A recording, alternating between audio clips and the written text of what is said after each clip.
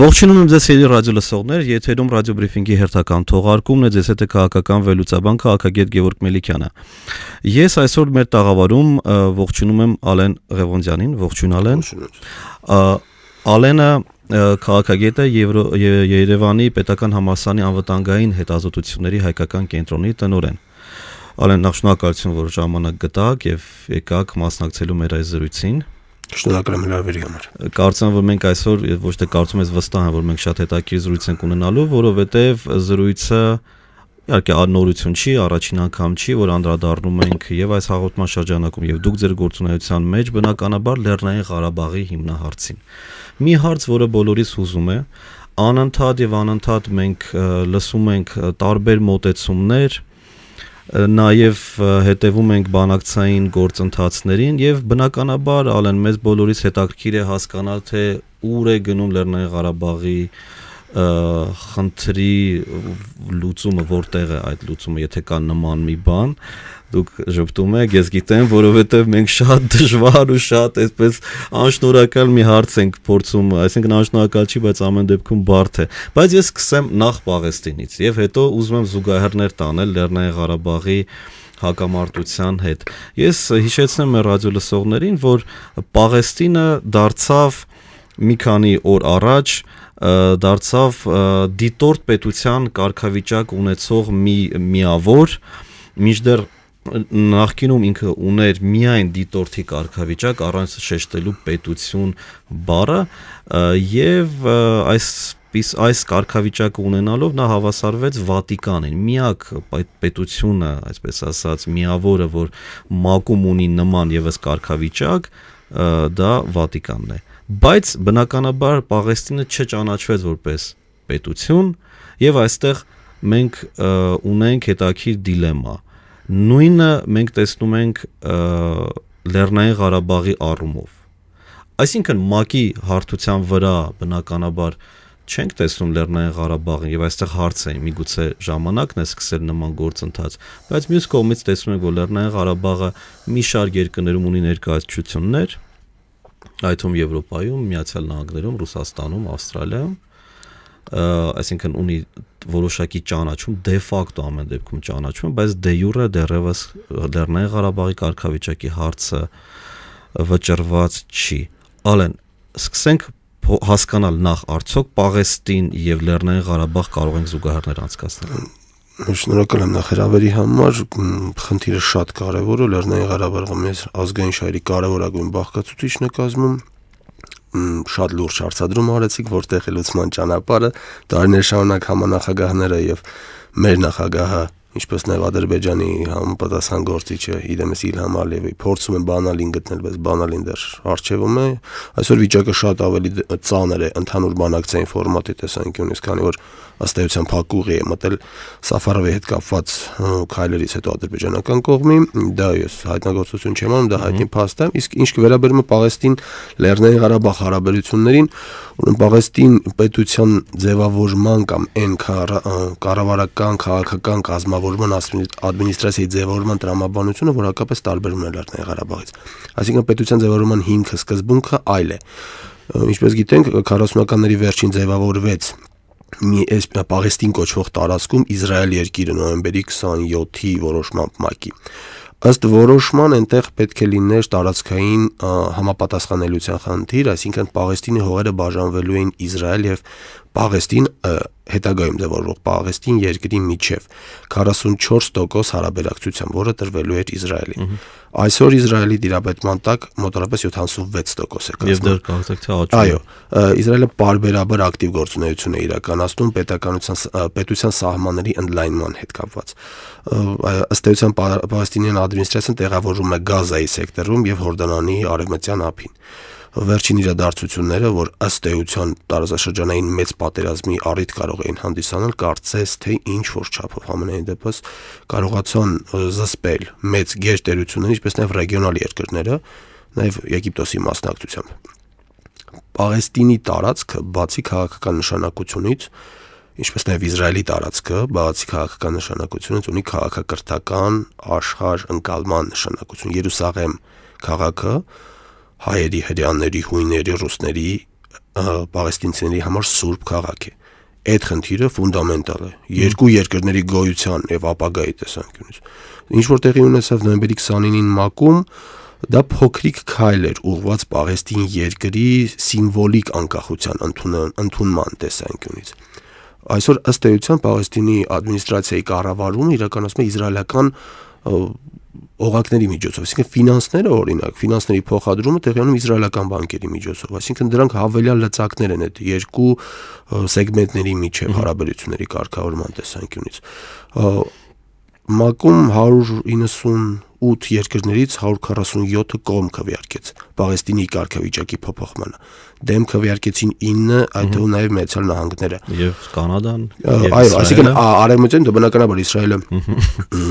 խնդիրը հետեւյալն է, քվեարկեց Ռուսաստանը բնականաբար, Ադրբեջանը, Վրաստանը, Ադրբեջանը նաև կողմ ճանաչեց Հարավային Սուդանը, ոչ հեռու անցյալում։ Այսինքն ադրբեջանական քաղաքական փիլիսոփայությունը ինքնորոշման եւ երկրների ճանաչման տեսանկյունից օբյեկտիվորեն երկակի ստանդարտների մեջ է տեղավորվում, բայց դրան երևի կանադառնանք։ Մենք տարբեր հարթություններում ենք գտնվում եւ գործընթացը տարբեր։ Այսօր կարծում եմ այս պահին բանակցային արկա իրողությունների տեսանկյունից իրավական փաթեթի առաջ քաշում, այսինքն ճանաչումը ինչ որ միջազգային իրավունքի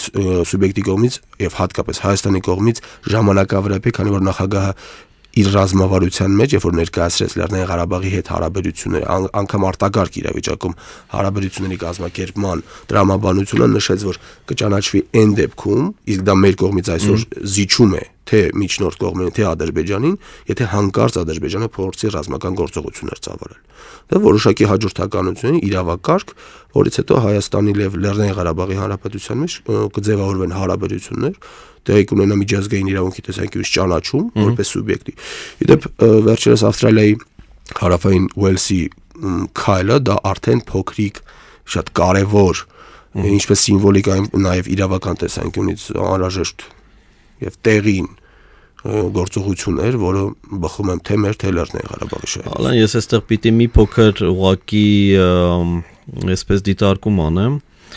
ընդհանրապես եւ Միացյալ Նահանգների համար եւ Ավստրալիայի համար նահանգները լիազորություններ ունեն որոշակի որոշումներ կայացնելու, բայց ցավոք եմ ասում, որովհետեւ իհարկե այս առումով մենք ենք մեզ է վերաբերում, ցավոք այս նահանգները չունեն իրավական հարթություն այսպես ազդելու երկրի արտաքին քաղաքականության վեկտորների վրա։ Այսինքն դրանք տեղական ինքնակառավարման մարմինների որոշումներն են, ազատ են իրենք որոշումներ կայացնում, ինչպես օրինակ այս կամ այն նահանգը կարող է ընդունել ցեղասպանությունը կամ քաղաքները, ինչպես Եվրոպայում տեսնում ենք ինչ որ քաղաքներ, բայց մեծ առումով սա չի անդրադառնում արտաքին եւ Ավստրալիան շատ հստակ նշեց դրանից հետո, որ ինքը միանշանակ նաև նշեց Ադրբեջանի տարածքային ամբողջականության կողմնակից է եւ խաղաղ կարգավորման, այդպես մենք լսում ենք այդ կլիշե անդադ բառերը, բնական է բոլորը նույն կերպ են նայում։ Այսինքն ես մի քիչ պեսիմիստ եմ այս հարցում տեսնել, ենթադրենք, եթե նույն հարավային Սուդանի ճանաչումը Ադրբեջանի կողմից որպես ազդակ, որ Ադրբեջանը տեսեք արդեն նաև կարող է ընդունել Լեռնային Ղարաբաղի անկախությունը։ Նախ հարավային դուք չասեցիք, ուղղակի տենց կան վերլուծաբաններ, որոնք ինչ որ փորձում են, բնական է, մենք բոլորս է փորձում ենք տեսնել դրական տեղաշարժել մեզ համար եւ ուղղակի ասում որ մենք հասկանանք ինչքանով նրանք իսկապես դրական տեղ, այսինքն թե ուղղակի գործողություններ են, որոնք տեղի են ունենում եւ առանձնապես ազդեցություն ըստ էության չեն ունենալու Լեռնային Ղարաբաղի հարցի վերջնական կարգավորման վրա։ Եվ այստեղ շատ կարևոր է Ադրբեջանի դերակատարությունը։ Ադրբեջանը մենք տեսնում ենք, որ ուղղակիորեն հայերեն ասած երկու ոտը մի կոշիկի մեջ դրած փորձում է մինչև հնարավորինս ինչքան որ հնարավոր է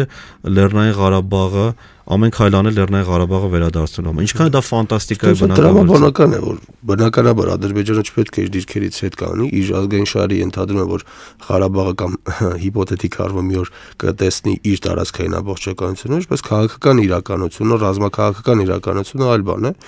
Ինչ վերաբերում է նահանգների հանգամանքին, օրենսդրության տեսանկյունից նահանգների իրավական կշիռ ընդհանուր պետության արտաքին քաղաքականության ուղենշման տեսանկյունից անկասկած ստորադասվում է մայրաքաղաքին, բայց դրանք սիմվոլիկ իմիջային դիվանագիտության, հրապարակային դիվանագիտության բաղադրիչներ են, որոնք կարևոր միջավայր են ստեղծում։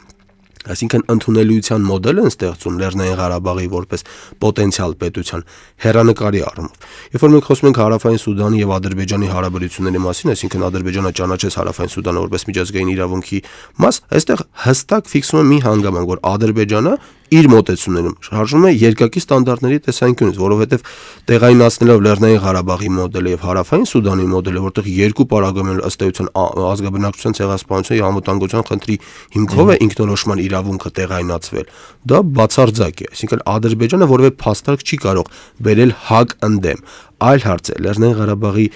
խնդրի լուծման քաղաքական բաղկացուցիչը։ Կան բազմաթիվ գործոններ, նորություն ասած չեմ լինի, եթե նշեմ, որ դա էներգետիկ գործոն է, դա աշխարհաքաղաքական ուժային հարաբերակցությունների գործ է, Իրանի գործոնն է, որ այսօր բավական ակտուալ է, Ադրբեջանը կարող է դերակատարում խաղալ, չնայած ես կարծում եմ, որ Ադրբեջանը կամ հուսով եմ, որ Ադրբեջանը բավարար խոհեմ կգտնվի եւ չի մասնակցի որևէ տիպի հակաիրանական, այո, չնայած ինքը հակաիրանական որոշակի գործողություն է կազմում, բայց հնարավոր ռազմական գործողություններին որևէ կերպ չի մասնակցի։ Իհարկե կամ մեծ տարակուսանք նաև այդպիսի գործողություններ կլինեն թե ոչ, ընդհանրապես միջազգային հարաբերությունների համակարգում ուժն է ծնում իրավունք եւ հայցել, որ մի օր հումանիստական կամ այլ սկզբունքներից Լեռնային Ղարաբաղի ճանաչում տեղի կունենա Ադրբեջանի կողմից, կարծում եմ դա կարճատեսություն է։ Այո, շատ ճիշտ եք ասում, հալան ես լիովին համաձայն եմ ռեալ պոլիտիկի մեջ իսկապես ուժի գործոն ամենակարևորն է, ամենավճռորոշն է թերևս եւ ցավոք, որովհետեւ ըստ էության փոքր պետությունները, փոքր տերությունները տուժում են եւ մեծ գերտերությունները ըստ էության խաղացնում են բոլորին իրենց շահերի սպասարկելու համար։ Ինչ վերաբերում է Հարավային Սուդանի, Ադրբեջանի ճանաչելուն, ալեն գիտեք, Հարավային Սուդանը եւ հիմիկվա ուղակի Սուդանը, որի մասն էր կազմում, իրենք եկել են համաձայնության, այդպես settlement կոչվածի, եւ իրենք միասին են որոշել, որ Հարավային Սուդանը պետք է լինի անկախ։ Մեր պարագայում Ադրբեջանը չի համաձայնել, որ Ղարաբաղը պիտի լինի անկախ պետություն։ Դրա համար, երբ որ Ադրբեջանը ճանաչում է Հարավային Սուդանի անկախությունը, դա բնական է իրենց համար եւ որևէ ձևով ինքը չի կապում դա Լեռնային Ղարաբաղի խնդրի հետ։ Այ Կոսովոյի պարագայում մի փոքր այլ էր, որտեղ Կոսովոյի պարագայում սերբերը ըստ էության չեն համաձայնում։ Եվ դրա համար Ադրբեջանը համարում է, որ Կոսովոն ինքը պիտի չճանաչի ըստ էության, որովհետև դա նման է Ղարաբաղին, կամ նույն ենթադրենք Հարավային Օսիան, նույն ենթադրենք Աբխազիան, բայց Հարավային Սուդանը կարող է ճանաչել։ Մանավանդ որ նավթային այդտեղ շահեր կան։ Ժամանակին հայկական դիվանագիտությունը ածանցում էր այն կոնցեպտից, որ Ադրբեջանը եւ Լեռնային Ղարաբաղը պետք է լուծեն իրենց միջև առկա խնդիրները, իսկ Հայաստանի Հանրապետությունը պետք է Լեռնային Ղարաբաղի անվտանգության երաշխավոր դիտվի եւ որպեսզի միջնորդական գործունեությունը հստակ լինի, բայց պատերազմից հետո խնդիրները եւ դրանց տարածված, այսինքն դրանց տարածումը աշխարհագրական առումով ռազմական գործողությունների մասնակցության աստիճանը Ղարաբաղյան պատերազմի ժամանակ առաջ քաշեց ստեղծեց այնպիսի մի իրավիճակ, երբ որ մասնակիցները դարձան ըստ էության 3-ը։ Ոչ հեռու անցյալում, այսինքն խոսքը այս տարվա մասին է, Ադրբեջան երկիրը ոչ թե սահմանային հատվածում ոչ թե ռմբակոծեց կամ դիպոկահարների միջոցով վնաս էր հասցնում Լեռնային Ղարաբաղի բուն տարածքին բնորոշ, այլ Հայաստանի Տաուշի մարզի որոշ գյուղերի։ Ըստ էության դպրոցները, մանկապարտեզները դիպոկահարների նշանառության տակ են գտնվում։ Այստեղ արդեն խնդիրը գալիս է այն դաշտ, որ ռազմական գործողությունների արդյունքում 3 սուբյեկտ ունենք։ Դա Լեռնային Ղարաբաղի Հանրապետությունը, Հայաստանը եւ Ադրբեջանը։ Իզուր չի, որ 2008 թվականից կարծես կոնցեպտը բանակցային մեր կողմից ամենայն դեպս դրվեց այլ հարթության վրա, որ կա նպատակահարմարություն, որ Լեռնային Ղարաբաղը ուղղակիորեն մասնակցի։ Ինչպես որ առաջ էր։ Նախկինում 97 թվականից ֆորմատը քիչ փոխվեց քաղաքական նպատակահարմարությունից։ Հազար նեղություն, ես ուղղակի ես վերջերս կարծում եմ, որ փոխվեց Ադրբեջանի պարտադրանքով, արդյոք սա ճիշտ է։ Ադրբեջանի պարտադրանքով, ուրեմն այսպեսին էր խնդիրը։ Պարտադրեց, ոչ թե պարտադրեց, այլ ԵԱԿ Մինսկի համանախագահներին խնդրեց, առաջարկեց, ստիպեց, չգիտեմ ինչ որ տարբերակներով, որ Հայաստանը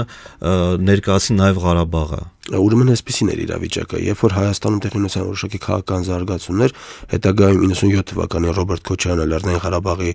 նախագահը եկավ Հայաստանում եւ դարձավ վարչապետ, հետագայում ընտրությունների արդյունքում նա դարձավ Հայաստանի Հանրապետության երկրորդ նախագահ, փիլիսոփայությունը Լեռնային Ղարաբաղի կոնֆլիկտի տեղափոխվեց այն հարթություն, որ քանի որ նա ներկայացնում է ըստ էության Ղարաբաղյան փիլիսոփայությունը, Ղարաբաղյան անվտանգության ընկալումը եւ կարող է արտացոլել ինչպես նաեւ Հայաստանի շահերից դրանք իդենտիկ են մի կերպարի միջոցով ներկայացնել այդ երկու բաղկացուցիչ ընդունելի է, բայց բանակցային ֆորմատում այսպեսի մի հանգամանք կա։ Մեր առաջարկը դա ոչ, Ադրբեջանը երբևէ ունակություն չուներ ստիպելու բանակցային որևէ կողմին վարվել այսպես կամ այնպես։ Նա ընդհանրապես ներկայացնում է պահանջներ կամ պայմաններ, դրանք բավարարում են կամ չեն բավարարում։ Ադրբեջանը ունի այսպիսի մի մոդել բանակցային։ Եթե Լեռնային Ղարաբաղը որպես բանակցային կողմ ներկայացվում է բանակցային քննարկումների ժամանակ, ապա ինքը ներկայացնում է իր կողմից հավելյալ մեկ կողմ, այն է ադրբեջանցիներ, ովքեր բնակվել են Լեռնային Ղարաբաղում, այսինքն Լեռնային Ղարաբաղի ադրբեջանական համայնքի ներկայացուցիչ։ Իդեպ նա այդպիսի, ես անհանազգանոտ չեմ հիշում կոնկրետ գործի, բայց նա ունի այդպիսի պաշտոն եւ երբեմն աբսուրդի հասնող հայտարարություններ անում, այդ թվում նաեւ Լեռնային Ղարաբաղի տեսանկյունից, հա։ Այդ ֆորմատի մասին էր, այսինքն Ադրբեջանը ասաց, եթե դուք կարծում եք, որ Լեռնային Ղարաբաղը պետք է ներկայացվի, ապա մենք բերում ենք 4-րդին այս դեպքում։ Համայնքի ներկայացուցչին։ Նպատակահարմարություն ընտրվեց, որ Հայաստանը այնուամենայնիվ իսկ քանի կողմ լինում է, այնքան բանակցային ֆորմատը բարդանում, օբյեկտիվորեն բարդանում։ Հետագայում փոփոխվեց իհարկե։ Շատ ես ուղղակի հիշեցնեմ, որ 368204 հեռախոսահամարով մեր ռադիո լսողները կարող են կապվել մեզ հետ եւ ես խրախուսում եմ կապվել, զանգել, մասնակցել ձեր դիտարկումներով, ձեր նաեւ հարցերով, ձեր մեկնաբանություններով։ Արեն, արդյոք ժամանակն է, որպեսզի Լեռնային Ղարաբաղը վերադառնա բանակցային սեղանին։ Կարծում եմ բանակցային սեղանի վերադառնալու հարցը արդեն օրակարգում է մի քանի տարի, քանի որ միջնորդ կողմերը պարբերաբար այցելում են Լեռնային Ղարաբաղ եւ փորձում են Ղարաբաղի ներկայացուցիչներին ներկայացնել բանակցային բոլոր բաղադրիչները ըստ էության, այսինքն փաստացի Լեռնային Ղարաբաղը բանակցային կողմ է։ Այո, եթե մենք ունենք հեռախոսազանգ, ապա մենք վերցնենք, հա, Ալեն, եւ լսենք, ներկայացեք, խնդրեմ, եւ ձեր հարցը կամ ձեր մեկնաբանությունը լսում ենք։ Այո, լսեք, դուք անջատեք ձեր ռադիո ընդունիչը, մեզ լսեք միայն հեռախոսով, որպեսզի կարողանանք մենք կապը հաստատել տեխնիկապես։ Լսում ենք ձեզ։ Բարև ձեզ։ Բարև ձեզ։ Ողջունում եմ ձեզ, ձեր հաղորդաշարը։ Այո։ Ես ուզում եմ ուղղակի որպես քաղաքացի Գևորգի խանոներ, չմոռանամ։ Այո, այո։ Ուզում եմ հասկանամ մի հատ չասեմ ծեծված, բայց արդեն համայրա թե անիմաստ ձանձրացրած հարցի շուրջ, երբ Ռամիլ Սաֆարովի հետ կապված ինչ-որ աղմուկ բարձրացվեց, ես ուզում եմ հասկանամ, այդ ամբողջ աղմուկը մեր արտաքին գործերի նախարարությունը ինչքանով պետք է օգտագործեր ի օգուտ բանակցային գործընթացի, օգուտ Հայաստանի Հանրապետության կամ Լեռնային Ղարաբաղի Հանրապետության շահերի, ինչքանով օգտագործեց ու ինչքանով չկարողացավ օգտագործել։ Շատ շնորհակալություն Գևորգ, կարծում եմ որ հարցը շատ հետաքրքիր է, ես պիտի իմիջիայլոց այս հարցին անդրադառնալ, լավ որ արդեն ռադիո լսողները Ալեն, ձեր շատ կարևոր հարց էր, մենք տրամաբանորեն դրան անդրադառնալու ենք, որքան էլ տարօրինակը այդ հայտարարակ միջադեպը միջազգային իրավունքի տեսանկյունից անընդունել, ինչպես նաև հունգարական օրենսդրության խախտմամբ տեղի ունեցած միջադեպի արդյունքում ինչ տեղի ունեցավ, Ադրբեջանը նախապես որոշակի ֆինանսական միջոցներ տրամադրվելով եվրոպական ծագում ունեցող սուվերեն երկրի, որը տնտեսական խնդիրներ ուներ, այսպես ասած դրամագլխի դիմաց ետ բերեց Ռամիլ Սաֆարովին։ Այստեղ կա հարցի երկու կողմ, քաղաքական եւ քարոզչական կողմ։ Քաղաքական առումով միջազգային քաղաքականության տեսանկյունից Ադրբեջանը այսօր շատ ոչ նպաստավոր դիրքում է։ Ըստ էության վստահության կորուստ, ըստ էության այնպիսի իրավիճակ, երբ որ մի շարք երկրներ, այդ թվում Միացյալ Նահանգները, պարզաբանումներ են պահանջում Ալիևից, մինչ օրս չեն ստացել, իդեպ, որ ինչպես կարող են այդպիսի պարագայում, այսինքն մարդասպանին ակնհայտ նախագահի հրամանով մեծարել, բնակարան տրամադրել, պաշտոնի բարձրացում ապահովել եւ այլն, այսինքն քարոզում է ակնհայտ հակահայկական քաղաքականություն, վարվելակերպ Խրախուսում է սպանությունը, հայի սպանությունը, այն ինչի հիմքով այդ մարդը հունգարական դատավարության տեսանկյունից ցմահ ազատազրկման էր դատապարտվել։ Երկրորդ հատվածը քարոզչական Իլհամ Ալիևի գործունեության մեջ այդ բաղկացուցիչը կարևոր էր որպես մեսիջ հայ հասարակությանը, որ մենք կարող ենք ֆինանսների զորու ամեն ինչ։ Գիտեք, 90-ականներին Ադրբեջանը ուներ շատ ավելի մեծ ֆինանսական միջոցներ, ինչպես նաև մեծ զինված ուժեր, բայց չկարողացավ պատերազմում հաղթանակի հասնել։ Միշտ չի, որ ֆինանսները կարողանում են վճռորոշ լինել, շատ կարևոր գործոն է, բայց վճռորոշ չի։ Ինչ վերաբերում է բանակցային գործընթացում Սաֆարովի գործոնին, որակապես ավելի շահեկան դիրքում հայկական կողմը ամբողջ պատմության մեջ չի հայտնվել փաստարկների հիմնավորման տեսանկյունից։ Մեր փաստարկը հանգում է ինչին։ Լեռնային Ղարաբաղը ինչու է ցանկանում ինքնորոշվել, քանի որ Ադրբեջան երկրի տարածքում նա ենթարկվել է ցեղասպանության եւ անվտանգության կարիք ունի։ Հետևաբար ինքը պետք է իր սեփական պետությունը ստեղծի, որպեսզի կարողանա կենսագործել։ Սաֆարովը մարդ էր, ով Գուրգեն Մարգարյանին քնած ժամանակ սպանեց։ Մարդ կոչենք։ Ինչևէ, որպես ֆիզիոլոգիական օրգանիզմ։ Եվ արդյունքում ինչ է ստացվում, Ադրբեջանը փառաբանում է ինչ որ մեկին, որը սպանել է հայ։ Մեր փաստարկը ընկալելի է դառնում բոլոր կողմերի համար։ Ալեն, ես ներողություն եմ խնդրում, մենք ուղղակի ինքնիչվեք մի քանի րոպե, նույնիսկ վերադառնանք մեր այս հարցին։ Լավ։ Մնացեք մեզ հետ։ Եվ կրկին եթերում ռադիո բրիֆինգն է, մենք շարունակում ենք մեր հաղորդումը։ Այսօր ռադիո բրիֆինգի հյուրն է Ալեն Ղևոնդյանը, Ալենը քաղաքագետ է, եւ ես պիտի ասեմ, որ իմ պատկերացրած քաղաքագետն է, այսինքն մարդ, որը որ զբաղվում է քաղաքական գիտություններով, որպես գիտություն, քաղաքականությունը, օրինաչափություններ տեսնելով, մոդելավորելով, շնորհակալ եմ Ալեն, որ այսօր եկել եք։ Ալենը նաեւ Երևանի Պետական Համալսարանի անվտանգային հետազոտությունների հայկական կենտրոնի տնօրենն է, եւ այսօր մենք խոսում ենք Լեռնային Ղարաբաղի հիմնահարցի մասին։ Մենք անգառանք հետեւյալ հարցի վրա, որը վերաբերում էր Սաֆարովյան գործին, եւ մենք ունեցանք հեռախոսազանգ եւ ես նույնիսկ հեռախոսում եմ զանգահարել 368204 հեռախոսահամարով ուղղել ձեր հարցերը, ձեր մեկնաբանությունները եւ ձեր նաեւ անհամաձայնությունը այս կամ այն մեր այստեղ հնչեցրած հարցի շուրջ վերաբերում էր այն հարցին, որ արդյոք Հայաստանը կարող է օգտվել այն իրավիճակից, որը ստեղծվեց Սաֆարովի գործից հետո, դուք Ալեն որոշակիորեն մանրամասնեցիք, մենք հիմա շարունակենք։ Կամ ես շարունակեմ, քանի որ այսպեսի մի իրավիճակ կար, նաև միջնորդ կողմերը հասկացան հայկական դիրքորոշումը, ընկալելի էր նրանց համար։ Մենք կարող ենք ընդհանրապես բանակցային գործընթացից դուրս գալ, այսինքն, քանի որ մենք այդ քայլը չգնացինք, դա պետք էր ընդունել որպես զիջում, ինչպես միջնորդ կողմերի ջանքերին, որոնք արդեն 1 տասնամյակից ավել է տևում, այնպես էլ ընդհանուր ցանկությանը խնդիրը լուծելու։ Այսինքն մենք Ադրբեջանի ֆոնի ներքո, նրա քայլերի քաղաքականության մոտեցումների ֆոնի ներքո շատ ավելի մրցունակ ենք։ Դա կարևոր է բանակցային գործընթացում, բայց կարծում եմ վճռորոշ բաղկացուցիչը չի։ Ըստ էության պատմությունը ապացուցում է հետևյալը, որ տարածքների պատկանելությունը, տարածքային միավորների պետական միավորներ դառնալու process-ը ըստ իրավիճակային ուժային հարաբերակցության սկզբունքներով է տեղի ունենում։ Բարի կամքը, հումանիզմը եւ այլն այս գործում անելիք չունեն։ Ալեն, մենք ունենք հեռախոսազանգ, նորից խնդրում ներկայացեք, տվեք ձեր հարցը կամ ձեր մեկնաբանությունը։ Ալո, բարև ձեզ։ Այո, բարև ձեզ։ Հակոբ։ Այո, Հակոբ։ Ողջունում եմ ձեզ, հարգելի գերոք, ձեր հյուրին։ Շնորհակալություն։ Շնորհակալ եմ։ Այսպես ասած, վերջի տարիների վերջնի հարցը դա,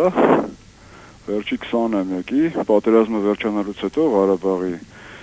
Ուրեմն հարցս հետևյալն է, հարգելի Գևորգ, գիտեք ոնց է, մենք փաստացի այսօր մենք տեսնում ենք, որ այդ հարցը լուծում չունի։ Դա ես իմ կարծիքն եմ արտահայտում, այսինքն մենք մեր դիրքորոշումը ունենք, հակառակ կողմը իր դիրքորոշումը եւ դա տենց էլ շարունակվելու է։ Հարցս հետևյալն է, իսկ ինչքանով են հիմա ուզում գերտերությունները, որ այդ հարցը լուծվի։ Այսինքն ոչ պատերազմ, ոչ խաղաղություն, Ռուսաստանը, Ամերիկան, եվրոպական երկրներին դա ձեռը տալիս, թե ձեռ չի տալիս։ Իսկապես ուզում են լուծել, թե չէ։ Շնորհակալություն Հակոբ հարցի համար։ Գերտերությունները այս հարցում ինչ դերակատարություն են եւ ինչքանով են հետաքրքրված ստատուս քվոյի պահպանմամբ կամ հարցի լուծմամբ։ Շնորհակալ ենք Հակոբին հարցի համար։ Նախ մի դիտարկում պատերազմը չի ավարտվել։ Պատերազմը այսօր ընթանում է։ Ուղղակի որոշակիորեն ռազմադադարի փուլ է մտել։ Այսօր սահմանում հազարավոր գրակոչներ են հնչում ու մեր սահմանապահ տղաները, զինվորները, սպաները փորձում են երկիրը պաշտպանել ցանկացած պահի եւ ամեն վայրկյան։ Այդ մի առանձնահատկություն, որ միշտ դատողություններ անելուց պետք է հիշել։ Երկրորդը,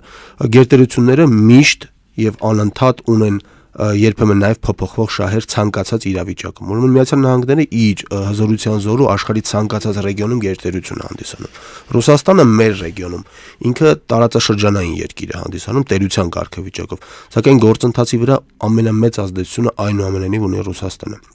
Ռուսաստանի մոտեցումը Լեռնային Ղարաբաղի վերաբերյալ հետևյալն է, ինչպես նախորդ նախագահը, այնպես էլ ներկայիս նախագահը բազմիցս են նշել։ Այսինքն ցանկացած լուծում, որը ընդունելի է երկու կողմերի համար, ընդունելի է մեզ համար, այսինքն ոչ մի պարտադրանք մենք չենք կարող գործադրել երկու երկրների նկատմամբ։ Եվրոպական մոդելը կոնֆլիկտների լուծման եւ հատկապես Լեռնային Ղարաբաղի խնդիրը պետք է լուծի Մինսկի խմբի շրջանակներում, քանի որ ահռելի գործ է կատարվել։ Ես հասկանում եմ, որ քաղաքացիների մոտ գործի արդյունքների չտեսնելը, գործնականում չտեսնելը, նաև երբեմն հուսահատության, բարկության պատճառ են հանդիսանում։ Իսկ ինչով է զբաղվում այդ միջնորդ խումբը, որ խնդիրը այնուամենայնիվ չի լուծվում, խնդիրը այնուամենայնիվ ձգվում է, լինում են բազմաթիվ ռեսուրսներ են ծախսում եւ այլն եւ այլն։ Իրավիճակը հետեւյալն է. այսպիսի խնդիրները առանձնահատուկ բարդ է լուծելը։ Խնդիրը միայն Հայաստանի, Ադրբեջանի միջև չէ։ Խնդրին մասնակից են Թուրքիան։ Խնդրի հետ կապված ուղղակիորեն առնչություն ունեն Իրանը։ Օրինակ, մի որոշ ժամանակ առաջ, մի քանի տարի առաջ, երբ որ Ղարաբաղյան հակամարտության լուծման թեմատիկայի շրջանակում ինչ որ այսպիսի մեսիջ էր եկել, գոբլի պլան կոչվող մեսիջ, ընդ որում դա երկու անգամ է եկել, Իրանը շտապեց առաջին հայտարարությամբ հանդես գալ, որ իր համար անընդունելի է սահմանի ցանկացած փոփոխություն ռեգիոնի ցանկացած երկրի հետ, եւ այդ դեպքում ինքը որոշակի գործողությունների կգնա։ Ինչ էր դա նշանակում, որ այդ մոդելը Իրանի համար շահեկան չէր։ Եթե մենք հաշվի առնենք ռեգիոնում քանի երկիր կա, ինչպիսի մասնավոր կազմակերպություններ, այդ թվում նաեւ BP-ն որպես Ադրբեջանի նավթարդյունաբերության, այո, British Petroleum-ի մասն է խոսքը, նավթարդյունաբերության կարևոր հսկաներից մեկը, Բաքու Ջեյհանի, Ադրբեջանի ղեկավարության օբյեկտիվորեն ունի այդ խնդիրները, դրանք նոր չեն, ուղղակի նոր են հրապարակայնացվում։ Այդ բոլոր շահերը հաշվի առնելով մենք հասկանում ենք, որ Ղարաբաղյան հակամարտությունը ինքը բազմամակարդակ է։ Դա պարզ խնդիր չի, որպիսի ուժով լուծվի։ Այնուամենայնիվ պետք է արձանագրել, որ դարեր շարունակ տարածքը պատկանում է ուժեղին եւ ռազմական ճանապարհով պաշտպանվան դեպքում է միայն դառնում պետություն։ Ասել, որ բանակցությունների արդյունքում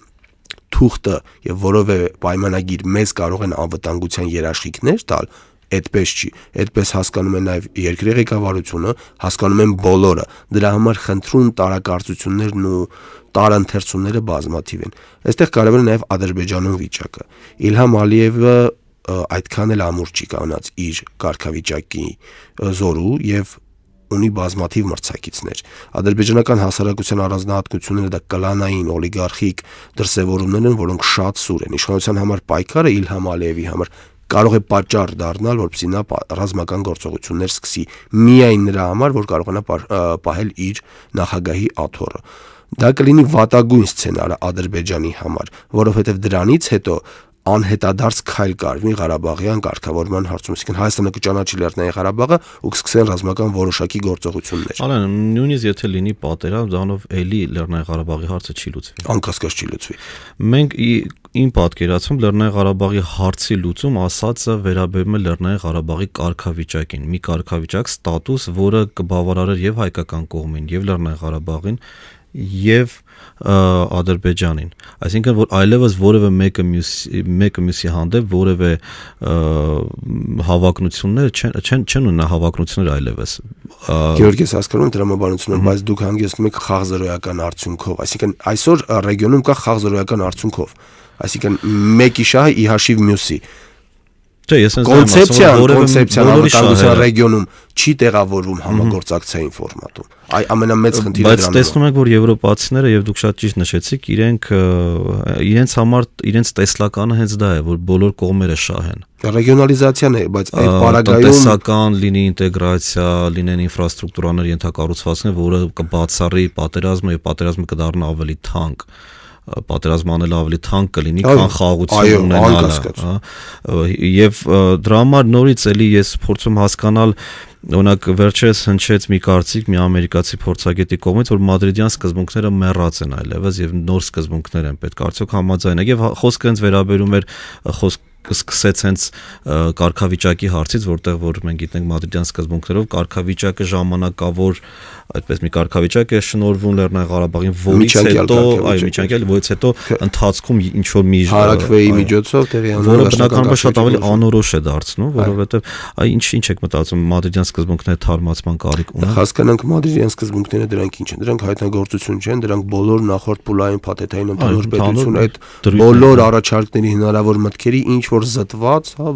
մոդելն է, ինչ որ մի 15 սկզբունք պայմանականորեն, որտեղ կան առանցքային 7-8-ը, մնացածը երկրորդային են, այսինքն բոլոր սեգմենտների մասով որոշակի դիրքորոշումներ։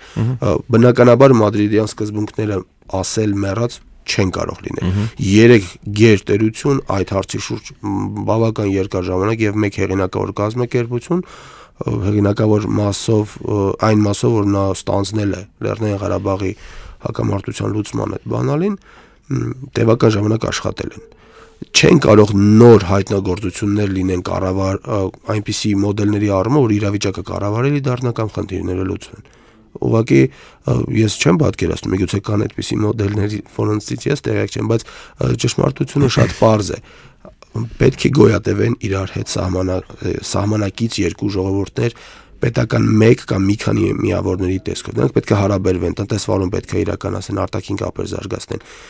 Միգուցե կլինեն այլ առաջարկներ հետագայում, միգուցե, բայց ես չեմ կարծում, որ մադրիդյան սկզբունքները մեռել են։ Ես կարծում եմ, որ դրանք խորը քուն են մտել ըստ էության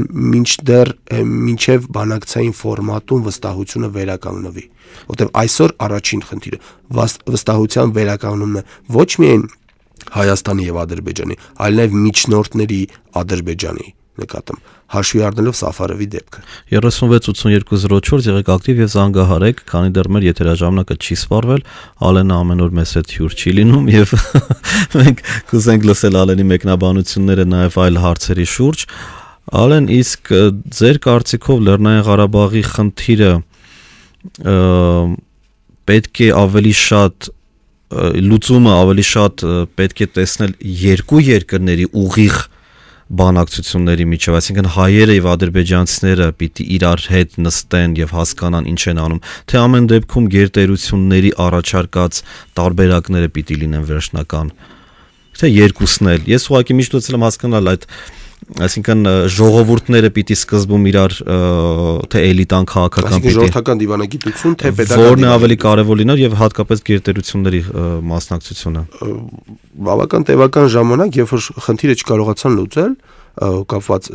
այսինքն առաջընթացը ակնհայտ չէր հայկական կողմը առաջ քաշեց այսպիսի մի մոդել եթե քաղաքական հարթությունում խնդիրները չեն կարողանում լուծենք եկեք տնտեսական հարթությունում լուծենք կոմունիկացիոն մշակութային հարթություն որոշակի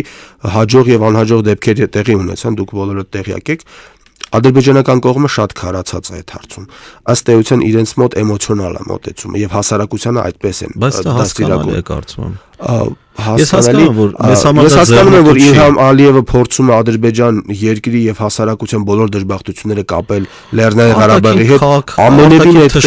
ամենևին այդպես չի ես հասկանում եմ լեգիտիմության պահպանման խնդիր ունի պետք է թշնամի ստեղծի իդեմս հայ Լեռնային Ղարաբաղի բայց հասարակական զարգացումը ածանցել Լեռնային Ղարաբաղի հետ աբսուրդ է բնականաբար մեզ համար աբսուրդ է Ալեն ջան բայց ինձ թվում է իրենց համար սա տարբերակ է էլի հաշվի առնելով հասարակական գիտակցության այն մակարդակը ինչ որ ունի հարևան հասարակությունը միգուցե ընդունելի է բայց ասել որ երկկողմանի բանակցությունները ավելի արդյունավետ կլինեն կարծում եմ կլինեն բայց քաղաքական խնդիրը այնուամենայնիվ չի լուծվում մենք հեռախոսազանգը վերցնենք Ալեն հետո նորից կանդադառնանք երևի այդ հարցին եթե մենք ունենք հեռախոսազանգ ապա լսում ենք ձեզ Ալո կարող եմ խոսալ իհարկե ներկայացեք Վահանյան Կարեն մասիվի բնակիչ եմ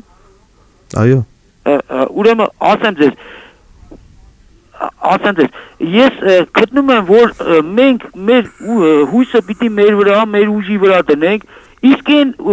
մեր մեջ ես նկատում եմ էլի մեր ազգի մեջ չկա համախմբվածությունը այդ գործողությունները ինչ որ ուզում ենք անենք ամեն ինչը լավ կլինի եթե մենք համախմբված միասնական բայց օրինակ մի հատ օրինակ բերեմ էլի ձեզ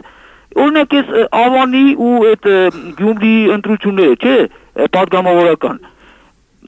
Ինչու ասենք ընդդիմությունը չի կարողանում ընդունել իր պարտությունը։ Իրանք պարտվել են։ Լավ։ Մարդում են փաստացի ոչ մի բողոք չեն կարող ներկայացնել, բայց Հիմա ուզում եք որ Ադրբեջանն էլ ընդունի իր պարտությունը։ Քանդալու է մեր միասնականությունը։ Իրանք մենակ քանդելու համար են, չեմ հասկանում։ Իրանք որ ձայնատվի ես հարգում եմ դրանց։ Բայց որ ասենք իրանք միշտ փնով են, երկիրը բողոք են, աչուձախ ասեն մեր մոտ վատ է, ես իմ տեսնում են ու մենք թույլատնելով վերջի կարող է ամեն ինչը կորցնենք։ Լավ, շնորհակալություն հասկանալ եք ձեր վրդովմունքը։ Եթե թեմայի հետ կապված հարց ունեք, լավ, շնորհակալություն։ Ալեն, իհարկե, այս հարցը որևէ կապ չունի մեր քննարկող թեմային, չնայած ամեն ինչը կարելի է ինչ-որ բանի հետ կապել, մեր ներքաղաքական կյանքը բնականաբար անդրադառնում է մեր արտաքին քաղաքականության վրա, բայց միգուցե այս հարցը ես օգտագործեմ վերադառնալու նորից Հայաստան եւ հասկանալու արտգործնախարարության քայլերը Լեռնային Ղարաբաղի հետ կապված գործողություններում։ Արդյոք գտնում եք, որ արտաքին քաղաքականությունը մեզ մոտ պրոակտիվ է եւ հետեւողական է, նույն օրինակ Սաֆարովյան հարցում։ Դուք նշեցիք, որ Միացյալ Նահանգները բացատրություններ է պահանջել Ադրբեջանից մինչև օրս չի ստացել։ Ամենասուր դիտարկումը իդեպ Սաֆարովի հետ կապված հենց Միացյալ Նահանգները տվեց, այսինքն գնահատականը, որ անընդունել է նման մոտեցումը եւ պահանջում ենք մեր ադրբեջանցի գործընկերների բացատրությունը։ Ինչ վերաբերում է արտգործնախարարության աշխատանքին, միշտ չի որ ամեն հարցում ակտիվությունը ընդունելի է, այսինքն դիվանագիտությունը դա որոշակի խտությամբ ժամանակին որոշակի գործողությունների իրականացում է ըստ էության։ Սաֆարովի հետ կապված միջադեպին, այսինքն դրա կապը Լեռնային Ղարաբաղի, այսինքն այն ամենը ինչ որ ինքնիշխան երկրի արտաքին գերատեսչությունը կարող է ունենալ, ըստ էության իրականացվեց։ Մի փոքր ավել, մի փոքր պակաս, միգուցե դա արդեն տեխնիկական խնդիր է։ Ինչ վերաբերում է դրա ազդեցությունը Լեռնային Ղարաբաղի process-ի հետ, բանակցային գործընթացի շարունակման տեսանկյունից այդ մասին մենք մի թեթև անդրադարձ ունեցանք, անընդհատ չի որ պետք է այդ մասին բարձրաձայնել։ Մենք ունենք բանակցային ֆորմատ, մենք ունենք շփումներ, նախագահների մակարդակով արտգործնախարարները հանդիպում ունեցան, հետևաբար ամեն պարագայում Սաֆարովի թեման ակտիվ քննարկման նյութ դարձել է, այդ թվում նաև Մինսկի խմբի համանախագահների ներկայությամբ։ Եթե մենք ունենք հեռախոսազանգ վերցնենք այն, լսում ենք ձեզ։ Ներկայացեք, խնդրեմ։ Ալո։ Այո։ Բարև, Գևորգ ջան։ Ես ողջունում եմ ձեզ հյուրին։ Ես մի հատ հարց է էլի հետաքրքիր։ Կներկայանաք, խնդրեմ։ Ներկայանամ, Ալիկ։ Okay։ Հա։ Ուրեմն ինձ թվում է, որ Ղարաբաղի հարցը հենց սկզբից սխալ ռեսերի, սխալ ուղղության վրա դրվեց։ Բոլոր մեր ստիրությունները այդ ազգային հարցի ձերը կրակն են ընկե։ Բոլոր մեր ստիրությունների երկրների մեջ էլ այդ ազգային հարցը պրոբլեմատիկ հարց է։ Մենք հենց սկզբից պետք է Ղարաբաղի հարցը ոչ թե ինչ-որ դնենք ազգային ինքնորոշման, այլ կոմունիստական կուսակցության սխալ քաղաքականության այդ պայմանագիրը հեչ անելու միջոցով։ Այդ պայմանագիրը պետք է հեչ համարվեր, միջազգային մակում այդ հարցը դրվեր, որ այդ կոմունիստները Ստալինը մի գիշերվա, մի ժամվա մեջ մատիտը դրելա, գծելա, տվելա, այսինքն անարդար վերաբերվում։ Լավ, Ալեք, շնորհակալություն։ Ես հարցը փոքր ձևափոխեմ, որպեսզի ինքը հարցի նմանվի։ Ալեն, իրավական կողմը Լեռնային Ղարաբաղի հարցի, այն փաթեթը որ կա, արդյոք բավարար է, որպեսզի ապահովի Լեռնային Ղարաբաղի անվտանգությունը։ Եթե մենք հարցին պետք է երկու կողմից մոտենանք, ես ճիշտ կուզենամ մի արձագանք տալ նախորդ մեր զանգահարողին, ինքը շատ կարևոր մի բանի մասին նշեց, որ խնդիրը ամեն ինչ կախված է մեզանից, ու իրոք այդպես է, անվտանգությունը բացառապես կախված է մեր ինքնակազմակերպությունից, ու եթե մենք կարողանում ենք բարձր մակարդակ ինքնակազմակերպում ապահովենք ամեն մակարդակում, ապա մենք ըստ էության չենք ունենա ռիսկերի այն մեծ քանակը, ինչ որ հաճախ ունենում ենք։ Ինչ վերաբերում է իրավական փաթեթին, ուրեմն իրավական փաթեթը պատմական բաղկացուցիչ ունի ըստ էության եւ ունի ժամանակակից միջազգային դիվանագիտական բաղկացուցիչ։ Բոլոր հեղինակավոր կառույցների ՄԱԿ-ի, Հելսինկյան եզրափակիչ ակտի սկզբունքների հիմքով մենք կարող ենք բավարար փաստարկներ ներկայացնել Լեռնային Ղարաբաղի ինքնորոշման, ինքնիշխանության հաստատման եւ պետական միավորի ձևավորման տեսանկյունից։ Ինչ վերաբերում է պատմական փաստին, խոսքը Կավբյուրեի հուլիսի 5-ի որոշման մասին էր, որը կանոնակարգային նորմերի խախտումով ընդունվեց, դա խորհրդային միության տրամաբանություններ կայսրություն պահելու։ Ամեն երկրում կային էթնիկ քաղաքական միավորներ, որոնք գտնվում էին այլ երկրի տարածքում կամ այլ երկրին վերագրվող տարածքում։ Երկրները միանձնյա չէին կարող խնդիրները լուծել եւ բոլորին այդ բարդ կերպ Ստալինը եւ գործող գաղափարախոսությունը փորձում էր կապել մեկ կայսրության մեջ։ Երբ որ 88-ին ֆեդերալիզմն էր։ Այո, այսինքն դա բավական վտանգավոր ռիսկային ֆեդերալիզմ էր, որի արդյունքում կարող էր մեծ պայթյուն տեղի ունեցել, որը 88-ից հետո որին մենք ականատես եղանք 88 թվականից։ Այդպես էլ նախագծված էր ինքը, որ պայթյունի դեպքում կարողան այդպես բեկորներ առաջացնել, որը չթողնի որ։ Ես չգիտեմ, դա արդեն դավադրությունների տեսությունից էր, բայց հետաքրքիր է, միշտ արդյոք դա կանխամտածված է եղել, որ ազգային խնդիրը շատ լուրջ էր։ Բաժանելով տարբեր ցրելով այսպես նրանք կարողանում էին տարբեր երկրներ պահել այդ միության մեջ։ Հայաստանը, Ադրբեջանը, Վրաստանը, Բալթյան երկրները ունեին այդ խնդիրները։ Հյուսային Կովկասում կան այդ խնդիրները, Ղազախստանը, միջինասիական երկրները բոլորը ունեն իրար այդ խնդիրները, տարածքային խնդիրներ։ Ու այդ մոդելը ըստ էության գործունակ էր 70 տարի։ Այս կամ այն թերացումը, բայց գործունակ էր։ Երբ որ 88-ից սկսեց դեգրադացիան համակարգի, տնտեսական օգնությունը թուլացավ, կենտրոն ծայրամաս հարաբերությունները խախտվեցին, ազգային հարցը ջրի երես դուրս եկավ ու խնդիրները սկսեցին երկրաչափական պրոգրեսիվ ավելանալ, ընդհանուր մինչև ռազմական գործողություններ։ Այդ մոդելը այդպիսին էր։ Ինքը իհարկե ուներ ենթամոդելներ եւ այլն, բայց այդպիսին էր։ Խնդրի լուծման բանալի ունիվերսալ ըստեյության գոյություն չունի։ Ամեն կոնֆլիկտ ունի իր փիլիսոփայությունը, տրամաբանությունը։ Կարող են ինչ-որ մի հատվածում դրանք համադրելի լինել այլ մոդելների հետ, բայց Ղարաբաղյան հակամարտությունը ելենք կրկին բավական բարդ հակամարտություն է։ Ժամանակի ընթացքում դրա լուծումը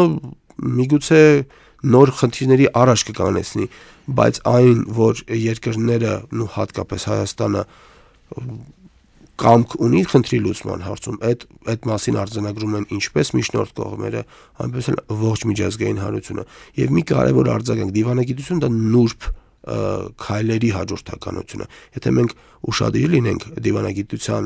այն բաղկացությունները, որոնք կապված են Լեռնային Ղարաբաղի հետ, կարձանագրենք, որ այսօր ի հայտ են գալիս այնպիսի ոլորտներ, այնպիսի արտահայտություններ, այնպիսի մոդելներ, որի մասին նախկինում չի խոսվել։ Ղարաբաղը բանակցային գործընթացի որևէ փուլից պետք է միանա համակարգին, բանակցային համակարգին, Հարակվեի գաղափարն առաջ քաշում եւ այլն, գաղափարներ, որոնց միանշանակ Ադրբեջանը կողմ չի։ Դա մեր փոքրիկ հաղթանակներն են, բայց դրանք մարտավարական հաղթանակներ են եւ դրանք մեզ չպետք է հանգստացնեն, որ գործընթացը բացառապես մեր շահերի ներքայքում։ Պետք է հասկանանք, որ փողզիջումը այն բանականության սահմաններում այն կարևոր հիմքն է, որի վրա պետք է ածանցվի եւ որից պետք է ածանցվի մեր ազգային շահը Ղարաբաղի մասով։ Ալեն, քանի որ մենք ժամանակի սղության խնդիր ունենք, ես ուզում եմ տալին վերջին հարցը, որի պատասխանելու քննարկելու համար թերևս շատ երկար ժամանակ է պետք, բայց հարցեր կան, որոնք շատ բարդ են, բայց կարելի է ուղղակի հակիրճ փորձել պատասխանել։ Պատերազմի հավանականությունը որքան է գնահատում այսօր, կամ ենթադրենք 5-10 տարվա կտրվածքով։ Խոսքը ռազմական գործողությունների վերսկսման մասին է։ Ռազմական գործողությունները ամեն պահի կարող են վերսկսվել, բայց դրա համար ադրբեջանական կողմը պետք է ունենա քաղաքական կամք։ Եթե անելանելի դրության մեջ գտնվի, կսկսի ռազմական գործողություն։ Վատագույն սցենարը կլինի, բայց հավատացնում եմ ձեզ, մենք պատրաստ ենք դրան։ Ընդ որում պատրաստ ենք բոլոր հնարավոր սցենարների մասով։